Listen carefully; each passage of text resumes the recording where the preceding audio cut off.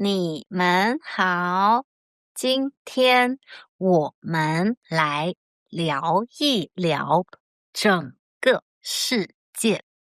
这里有一个地球仪，这是一个地球仪。地球仪可以看到整个世界都有哪些大洲，哪些海洋，还有哪些国家。我们今天先来说一说亚洲。这整块地方都是亚洲。亚洲，亚洲是全世界最大的洲。亚洲很大，而且亚洲有很多国家，亚洲也有很多人。我们一起来看一看亚洲都有哪些国家。首先是中国，这一块地方都是中国。我现在就在中国。中国在整个亚洲的东边。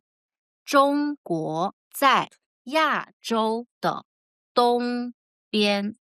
中国很大，中国也有很多人，中国有很多城市。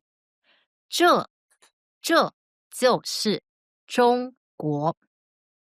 亚洲还有日本，这是日本。日本是一个岛国，因为日本的四面，它的周围全都是海，大海。日本的四周都是海洋，所以日本是一个岛国。日本。亚洲还有印度，这块粉红色的地方就是印度。印度在亚洲的南边。印度在南边。印度也有很多人。印度。亚洲还有新加坡，这里是新加坡。新加坡比印度还要靠南。新加坡比印度还要更南一些。新加坡已经比较靠近赤道，这是赤道，所以新加坡很南边。新加坡是一个很小的国家，它也是一个亚洲国家。新加坡。今天我们说了亚洲，亚洲，你试着跟我说亚洲，亚洲。很好，亚洲是全世界最大的大洲。亚洲有很多国家，比如中国。中国，你试着跟我说中国。中国，很好。亚洲还有日本。日本是一个岛国。